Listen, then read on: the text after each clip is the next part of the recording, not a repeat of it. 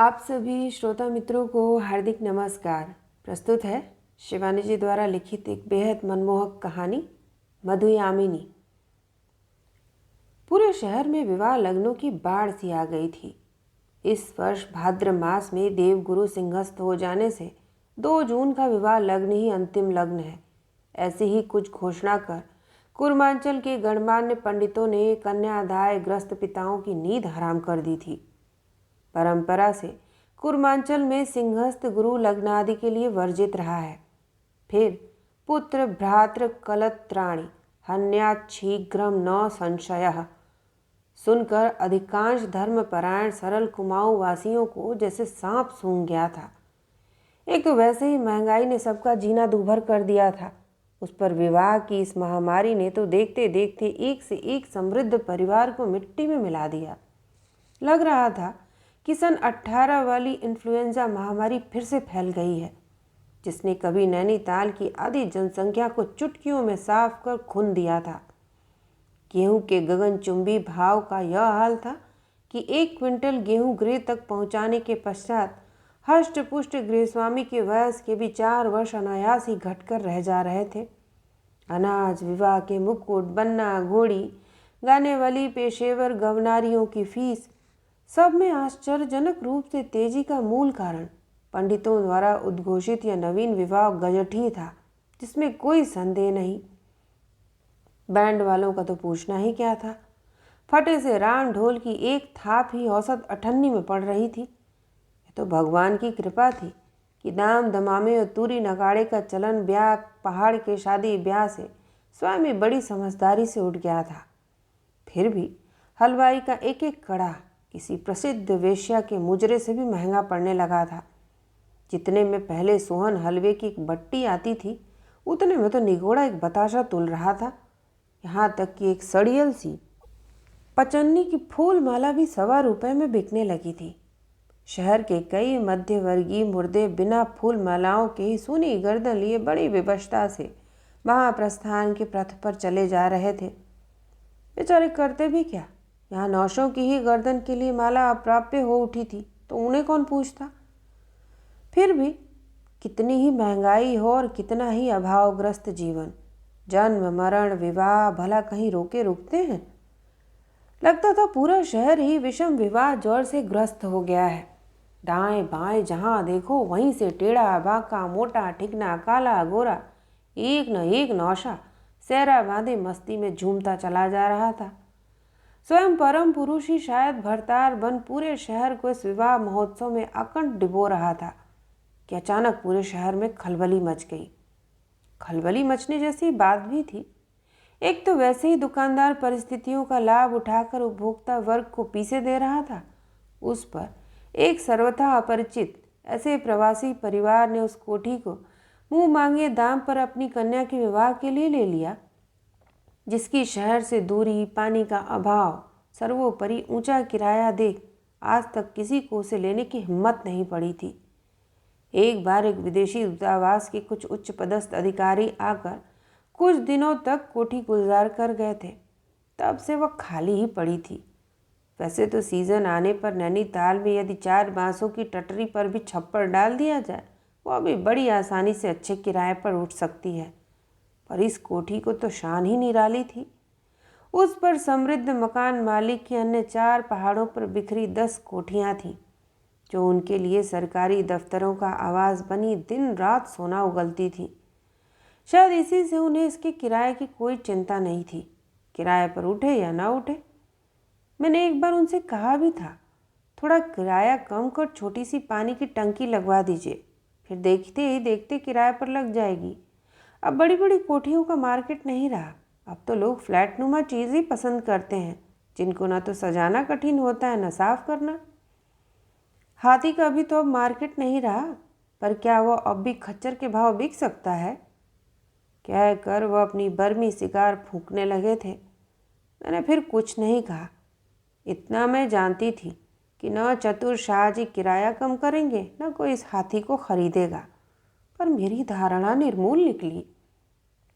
एक दिन सुबह उठी तो देखा 3-4 नौकर एक साथ सूखी क्यारियों को तर कर रहे हैं। कहीं झाड़ फानुसों की धूल झाड़ी जा रही है और कहीं मोटे धूल भरे गलीचे कालीनों को निर्ममता से पीटा जा रहा है। तुम कितना किराया कम करने को कह रही थी?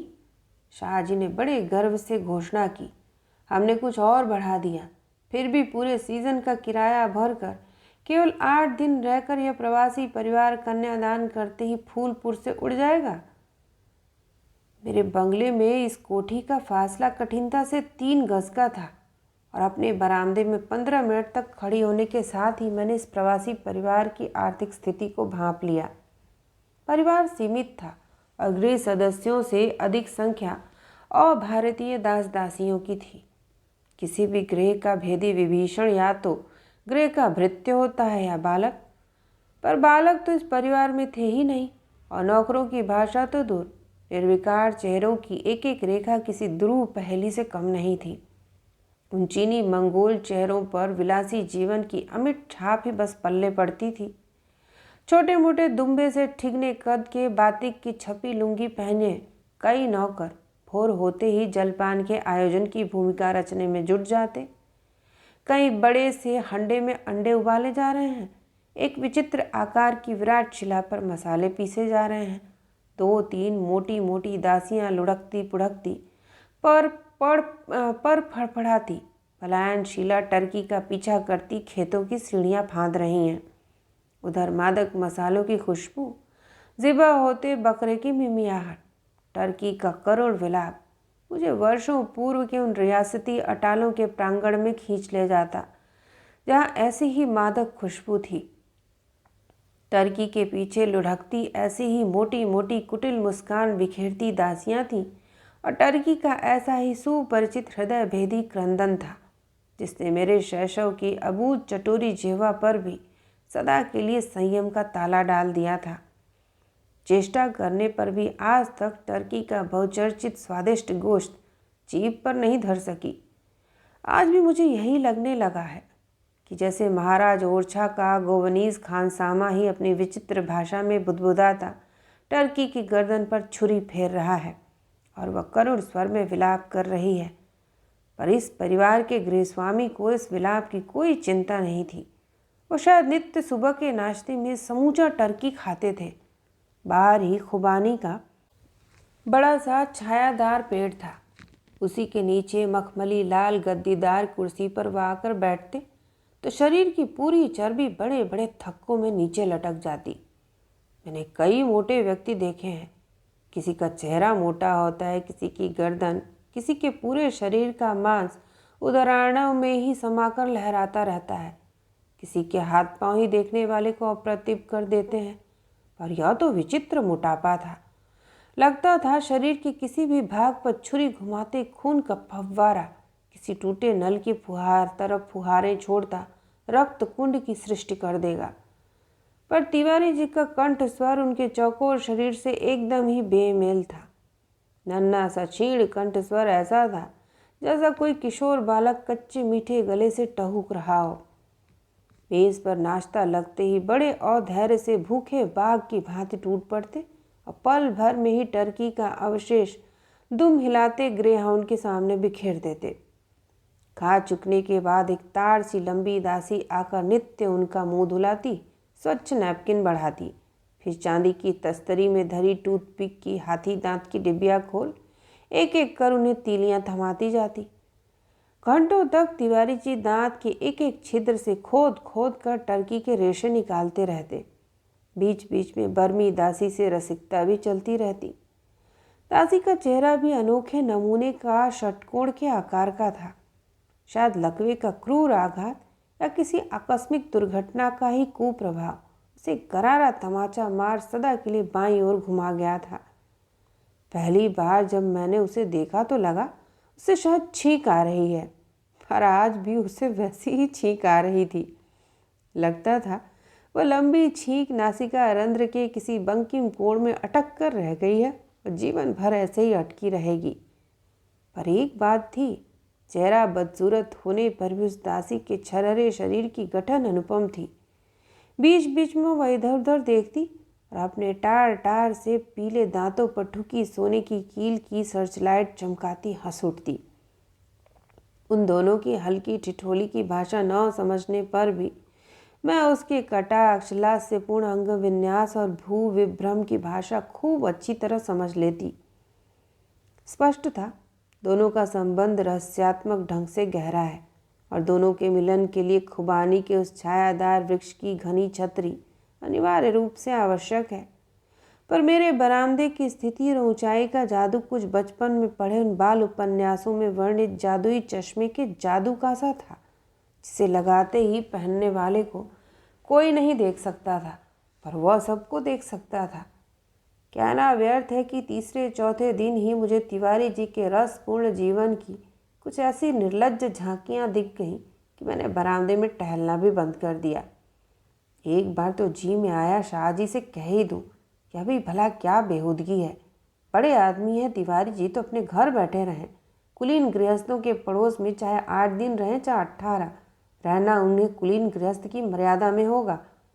एक विदेशी दूतावास का फर्स्ट सेक्रेटरी भी तो आकर उनकी कोठी में 2 महीने रहकर गया था। मजाल कभी आंख उठाकर भी देखा हो बेचारे ने। एक रात को कॉकटेल पार्टी भी की तो पहले हमसे नम्र अनुमति लेकर गया था। आज ज़रा देर तक जगे रहेंगे हम लोग, आपको कोई ख़ास आपत्ति तो नहीं होगी? अरे क्या है तिवारी जी, कौन कहेगा पहाड़ी हैं। खाद्य अखाद्य तामसिक भोजन करके उस लंबी तड़ंगी चुड़ैल के साथ दिन दोपहरी नाक कटवाए फिर रहे हैं।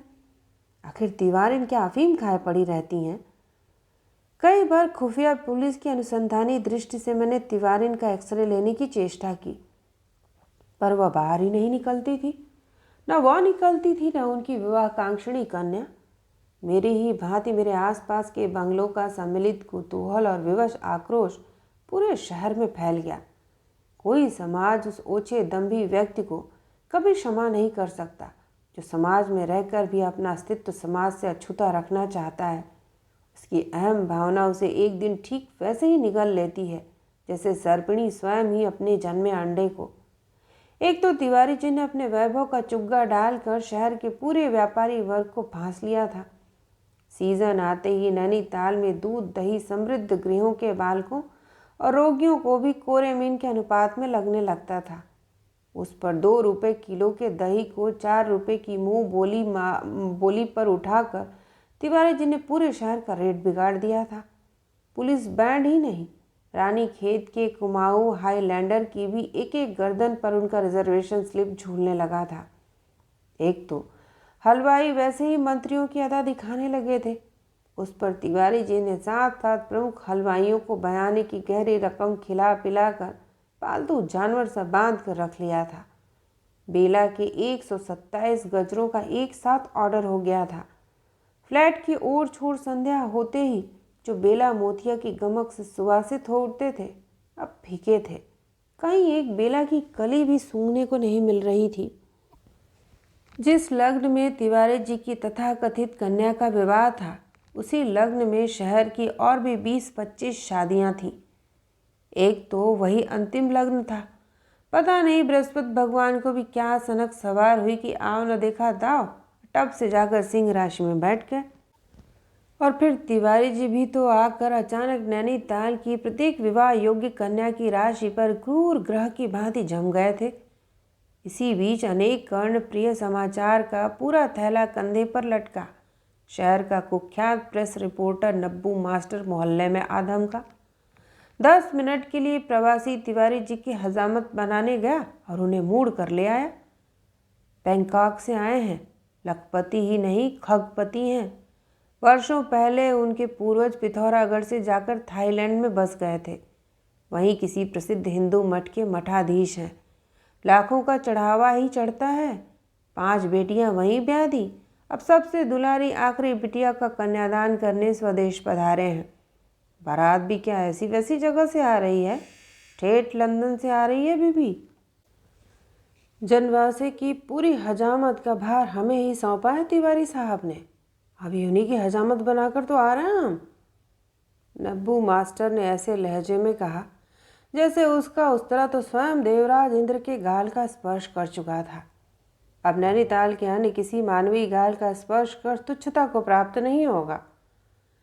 शहर के महिला वृंद का कुतूहल छलांगे लेने लगा। कई तो अत्यंत उत्साह से स्वयं ही काम पूछने भी चली गई थी, पर गृह स्वामिनी ने न तो विवाह का निमंत्रण ही दिया, न विशेष अभ्यर्थना ही की। एक कोरा चाय का प्याला टिका कर उन्हें टरका दिया। जो भी हो, तिवारिन को उन्होंने देख लिया, एक मैं ही रह गई थी। खैर, जिस दिन बारात आएगी उस दिन तो बाहर निकलेंगी ही। जमाता को खीलें उड़द परछने का पहाड़ी रिवाज तो जानती ही होंगी तिवारिन। पर इसी बीच अचानक एक दिन मैंने माँ बेटी दोनों को एक साथ खिड़की पर ही देख लिया। बाप रे बाप, तिवारिन थी कि पूरी इमारत। कहाँ पर कमर की परिधि और उदर के क्षितिज का आदि अंत है, कुछ समझ में ही नहीं आया। ठिगना कद, चमकता माथा और गोरा रंग। चेहरे की सुर्खी देखकर तो मैं दंग रह गई। यहाँ तो 2 ही बेटियां ब्याहने में चेहरे पर हवाइयाँ उड़ने लगी थी और दिन में ही तारे नजर आ रहे थे। और किए थी 5 बेटियां दनादन ब्याह कर छठी का कन्यादान सिर पर नाच रहा था। फिर भी किसी शानदार हवेली सी बुलंद खड़ी जगमगा रही थी। 7 खड़ी बिटिया तो गुलाब की ताजा खुशनुमा कली से झूम रही थी। एकदम सीप का सा रंग, खूब कसकर बंधी गई कुछ न कुछ ऊंची चोटी और प्रत्यंचा सी भवें। उतनी दूर से मैं ठीक से देख नहीं पाई कि उन भवों की कलात्मक सज्जा में विधाता का ही चातुर्य था या स्वयं किशोरी स्वामिनी की चतुर उंगलियों का, जिसकी हस्तकला थी वह निस्संदेह सर्वोच्च कोटि की थी। वह कठिनता से 15-16 वर्ष की होगी और शायद उसी कैशोर की अल्हड़ लुनाई ने उसके सौम्य चेहरे के सौंदर्य को द्विगुणित कर दिया था। वह रात के कपड़ों में ही खड़ी थी। तंग मुहरी का लेस लगा पाजामा और ढीली बाहों के कुर्ते में वह मुझे किसी 13-14 वर्ष के चीनी बालक की ही तरह लगी। उसके चेहरे पर भी पीलिया रोग का पीलापन था। शायद जन्म से ही मंगोल देशी वास ने चेहरे को अस्वाभाविक रंग में रंग दिया था। चेहरे का मुख्य आकर्षण था उसका गंभीर और उसकी तरल दृष्टि। कुछ ही क्षणों के लिए मैंने उसे देखा, फिर भी मुझे लगा कि जैसे वह लड़की अपनी उन्हीं आंखों के माध्यम से हंसती है, बोलती है, परिचय लेती है और देती है। निश्चय ही ये चिड़िया के से अधरपुट नितांत आवश्यक बातें कहने के लिए ही खुलते होंगे। उसकी माँ ने शायद कुछ कहा और वह हंस पड़ी। उसकी भुवन मोहिनी हंसी देखकर मैं मुग्ध हो गई। क्षणिक हंसी में उसका नन्हा सा बकटूथ चमका और उसी दिन समझ में आया कि क्यों ऐसे तनिक ऊंचे से गज दंत को सौंदर्य का एक अंग माना गया है। वास्तव में लंदन की बारात की योग्य ही दुल्हन थी वह। इस सुंदरी पुत्री को देखने के बाद सड़ियल दंभी तिवारी के 100 खून भी माफ किए जा सकते थे। माँ बेटी थोड़ी देर भी खिड़की पर खड़ी रहती तो मैं शायद वार्तालाप का सूत्र स्वयं ही पकड़ा देती, पर तिवारी जी ने अपने कच्चे गले की पुकार से दोनों को भीतर खींच लिया। विवाह के केवल 3 दिन रह गए थे और इसी बीच तिवारी महोदय के निर्लज्ज असभ्य आचरण से पूरा पर्वतीय समाज शुद्ध हो चुका था। क्या खाक पहाड़ी है यह बोधा व्यक्ति जो स्वदेश में जाकर अपने ही देश बंधुओं को नहीं न्योत सका। माना कि वो यहाँ के रीति रिवाजों से एकदम ही अनभिज्ञ है और किसी को भी नहीं जानता, पर अपने समाज में जब रहने आया है तो उसे शिष्टाचार का महत्व तो समझना ही होगा। फिर शिष्टाचार का अस्तित्व तो प्रत्येक समाज में अनिवार्य रूप से रहता है, चाहे वह स्वदेशी हो या विदेशी। जब वह अकड़ से जेब में दोनों हाथ छिपाए घूमते रहेंगे तो उनसे हाथ मिलाएगा ही कौन। अब 7 हलवाइयों की बनी थालों भरी मिठाइयाँ क्या बांध कर थाईलैंड ले जाएंगे। तिवारी महोदय तक समाज का आक्रोश न पहुँचा हो ऐसा हो ही नहीं सकता था, क्योंकि उनके मुंह लगे नापित नब्बू को खूब जली कटी बातें सुना दी गई थीं, पर तिवारी जी के कान पर चूं भी नहीं रेंगी। लंदन की बारात आ भी गई और निमंत्रण पत्र कहीं नहीं बटे। शहर के नामी होटल में केवल 7 जनों की बारात ठहराने का प्रबंध पहले ही हो चुका था। वर के पिता भी कन्या के पिता की भांति पीढ़ियों पूर्व लंदन में बस गए थे। इसी से वर को छोड़कर अन्य सबके ललमुहे चेहरे, सुनहरे गाल और नीली भूरी आंखों में विदेशी लटका ही अधिक था। क्यों रे नब्बू, हमारी प्रतिवेशनी मुखरा गोदी दी ने हंसकर पूछा। हल्ला तो बहुत सुन रहे थे लंदन की बारात का, आए हैं कुल 7। किराया भी तो इतना है गोदी दी। नब्बू अपने नए प्रभु से इतना प्रभावित था कि उन पर किए गए प्रत्येक वार को झेलने में अपने वाक चातुर्य की ढाल को चट से खींच लेता था। अब हवाई जहाज का एक आदमी का किराया ही इतना है कि हम जैसे तो इतने में 10 बेटियां ब्याह लें। पर नित्य आंख नाक से चुलबुली हंसी की रस फुहारें छोड़ती अपने बाल वैधव्य की व्यथा को धो पोंछ कर बहाने वाली गोदी भी क्या कभी हार मान सकती थी। जो भी कह रहे नब्बू, वर का बाप तो मुझे फिल्मी बाप लगे है। न बेटे से सकल सूरत ही मिले हैं, न रंग, गोरे सिपाहियों की पलटन ही लगे है मुझे तो। जरा पता तो लगाना बाप असली है या नकली। नब्बू तुनक कर चला गया और फिर नहीं आया। तिवारी जी लाख निमंत्रण न भेजे, पर हम सबकी आंखों पर पट्टियां तो नहीं बांध सकते थे। बारात आई और एक ही खिड़की पर एक साथ 20-20 मुंड जुड़ भिड़ गए। बारात की सज्जा और स्वागत आयोजन में तिल मात्र भी त्रुटि नहीं थी। रंगीन कागजी झंडियों की बंधनवार से वर की डांडी वैसे ही सजे हाथों से सजाई गई थी जैसे हर पहाड़ी दूल्हे की डांडी सजाई जाती है। और प्रत्येक अभागे पहाड़ी दूल्हे की भांति इस सुदर्शन व्यक्ति को भी पूरा कार्टून बना दिया गया था। पीली चपकन, लाल सिंदूरी रेशमी धोती, कमर में पट्टा, चेहरे का ऐसा बुर्का जिससे लाख ताक झांक करने पर भी कभी 1/4 मूंछ पल्ले पड़ती, कभी 1/3 नाक। ललाट कितना चौड़ा है यह देखने की भी कोई गुंजाइश नहीं। पिसे चावलों की असंख्य बूंदियों से पूरा माथा ऐसे रंग दिया गया था जैसे जोधपुरी चुनरी की छपाई हो। सिर पर कसकर बंधा मुकुट जिसमें अंकित गणेश जी की त्रुटिपूर्ण टेढ़ी सूंड कसकर बांधे जाने से और भी टेढ़ी लग रही थी।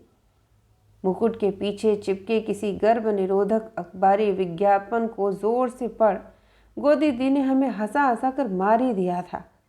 विधाता भी न जाने उनके लिए कहाँ से ऐसी विनोदपूर्ण सामग्री जुटाकर रख देता था। स्वयं तिवारी जी की सज्जा देखकर भूख भागती थी।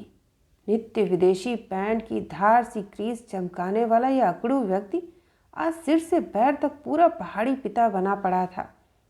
लांग लगाकर पहना गया पीताम्बर, कंधे पर जरी का दुशाला और लहरिया साफा चमकाते हुए अपनी सारी शान शौकत ताक पर धरकर दामाद के पैर धोने झुके तो गोदी दी की भी बोलती बंद हो गई। कैसा उजला झकझक दामाद मिला था तिवारी जी को। चाहते तो जमाता के चरण युगल धो ही नहीं, चरणामृत पान भी कर सकते थे। हमारा पूरा मोहल्ला सांस खींचे अपनी खिड़की से गोधूली में संपादित यह अनुपम धूल्यर्घ की छवि आंखों ही आंखों में पी रहा था कि कलमुहा नब्बू न जाने कहाँ से आकर हम सबके सीने में एक गोली दाग कर चित कर गया। कैसा बढ़िया दूल्हा है नब्बू। गोदी दी ने कहा, तुझे तो खूब मिला नेक होगा रे नब्बू, शैली तो तू ही कर रहा था। हाँ बीबी, नेक में तो पूरी अमरीकी सोने की मुहर मिली, पर दूल्हा देखने ही देखने का है, मोम का पुतला। क्या? 27 घंटों ने एक साथ चौंक कर पूछा। सुबह ही हजामत बनाने गया बीबी, तभी समझ गया था कि दाल में कुछ काला है। एक आंख कांच की है बीबी। चल हट। अविश्वास से हम सब ने उसे झिड़क दिया। मुआ हमेशा ऐसे ही मनूस खबरें लाकर रंग में भंग कर देता था। कसम कुरान की बीबी, एक आंख झपकती है, हिलती है, डुलती है, दूसरी एकदम पत्थर। इतना कहकर वह स्वयं पत्थर बनकर खड़ा हो गया। शायद ठीक ही कह रहा था नब्बू। इतनी ऊंची दुकान का पकवान फीका निकल भी जाए तो कौन सी आश्चर्य की बात है। पर हाय, कैसी फूल सी लड़की को काने के पल्ले बांध दिया। क्या लंदन की बारात ही देखकर रीझ गए तिवारी जी? एक से एक सुंदर गुणी वर तूने यही जुट जाते। रात भर मुझे उस बड़ी बड़ी आंखों वाली सुंदरी अपरिचिता किशोरी के अंधकार में भविष्य की नाना कल्पनाएं जगाती रहीं। एक न एक दिन अपने पति की कांच की आंख को प्याले में डालकर साफ किए जाते देख शायद वो वैसे ही सहम उठेगी जैसे बचपन में एक बार मैं अपने एक बंगाली अध्यापक की कांच की आंख को देखकर सहमी थी। चट से उन्होंने आंख को दबाकर कांच की गोली सी ऐसे निकाल ली थी जैसे पकी खुबानी की गुठली हो। जितनी देर प्याले में उनकी आंख धुलती रही, अचानक सिकुड़ कर बिना दांत के पोपले मुंह से उनकी पोपली आंख को देखकर मैं सिहर उठी थी। बेचारी लड़की, इतना रूप देकर क्या विधाता ने उसे काने की बहू बनाने ही पृथ्वी पर भेजा था। दूसरे दिन तड़के ही बारात कब विदा हुई, कब कन्या की विदा के साथ ही साथ लग्जरी बस में भरकर तिवारी परिवार रुद्रपुर से उड़ने चला गया, हम जान भी नहीं पाए। चाबी मेरे पास ही रहती थी। इसी से जब माली कोठी बंद कर मुझे चाबी देने आया तो मैं आश्चर्यचकित रह गई। बड़े फुर्तीले निकले तिवारी जी। कन्या की विदा के पश्चात तो विधाता यहाँ कन्या के माता पिता को क्लोरोफार्म सुंघाकर दिन भर बेहोशी में डुबा जाता है, और तिवारी जी का तो फुर्तीला परिवार कन्या के साथ ही साथ स्वयं भी विदा हो गया। क्यों माली? मैंने माली को खूब आड़े हाथों लिया। इतने दिनों तक उसने मुड़कर भी हमारी ओर नहीं देखा था। लगता है तुम्हारे नए मालिक ने खूब खिला पिलाकर बांध लिया था तुम्हें, है ना? क्या करता बीबी जी, खिसियाए स्वर में वो बोला। नौकर आदमी ठहरे हम। साहब ने कहा था जब तक हम यहाँ रहें दिन रात तुम्हें यहीं रहना होगा। एक भी चीज़ खोई तो तुम्हें ही पकड़ेंगे। मैं क्या करता, दिन रात सामान की चौकीदारी करता था। हमारी तो बोली ही नहीं समझती थी। मैंने कहा, नहीं तो मैं ज़रूर बतला देती। कैसी सुंदर बिटिया काने के पल्ले से बांध दी। खूब समझती थी बीबी, माली ने हंसकर कहा। आप हम सबसे भी अच्छी पहाड़ी बोलती थी, पर कहती थी जानबूझकर ही हम किसी को नहीं बुला रहे हैं माली। पलड़ा उनका भी बहुत भारी नहीं था बीबी। और फिर जो कुछ माली ने बताया उसी के सहारे मैंने अपने अपूर्ण कहानी के 4 खंभों की नींव पर छप्पर डाल दिया। लंदन की बारात लंदन पहुंच गई थी। अपनी सुंदरी बालिका वधू की निर्दोष आंखों में आंखें डालकर तरुण प्रवासी पति अनर्गल प्रलाप सा कर रहा था। कोई और तुमसे कहे इससे पहले मैं ही तुमसे कह दूं कि मेरी आंख सचमुच कांच की है। मुझे पहले पता होता कि तुम इतनी सुंदर हो, इतनी कमसिन हो, तो मैं तुम्हें कभी इस छलपूर्ण मरीचिका से नहीं छलता। तुम्हें सब कुछ पहले ही बता देता। क्या अब तुम मुझे कभी क्षमा कर सकोगी? सुंदरी किशोरी ने लजाकर पति की शिला सी छाती में मुंह छिपा लिया। आज उसके जीवन का सबसे बड़ा अभिशाप उसके लिए वरदान बन गया था। पति के लंबे प्रलाप का एक शब्द भी अब तक उसके पल्ले नहीं पड़ा था, और यदि वह पति की जघन्य कैफियत का एक शब्द भी सुन सकती तो क्या पता अपने जीवन के कमज़ोर मुकदमे के पक्ष में एक भी पुष्ट दलील दे पाती।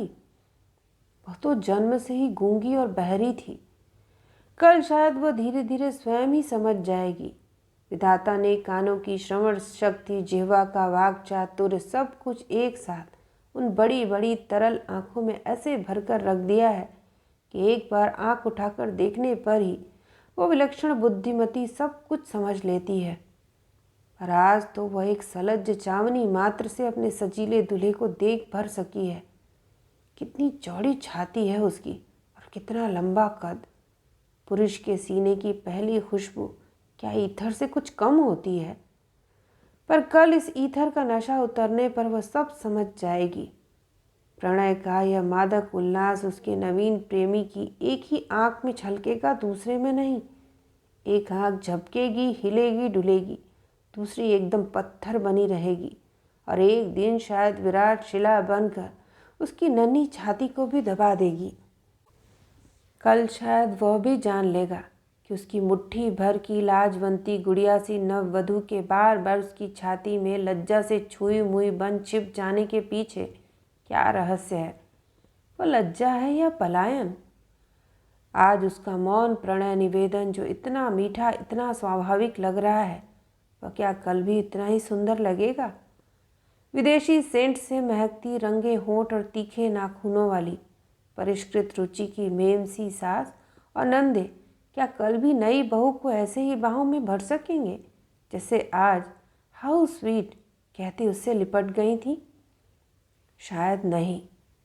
ना सही, आज तो हनी सकल की मदमस्त खुशबू में लिपटी इस परितृप्त युगल की प्रेमियों की अनोखी जोड़ी को कोई छेड़ नहीं पाएगा। आज उनकी मधुयामिनी में कोई विष नहीं घोल सकेगा, कोई भी नहीं। तो यह थी शिवानी जी द्वारा लिखित कहानी। सुनने के लिए आप सभी का धन्यवाद।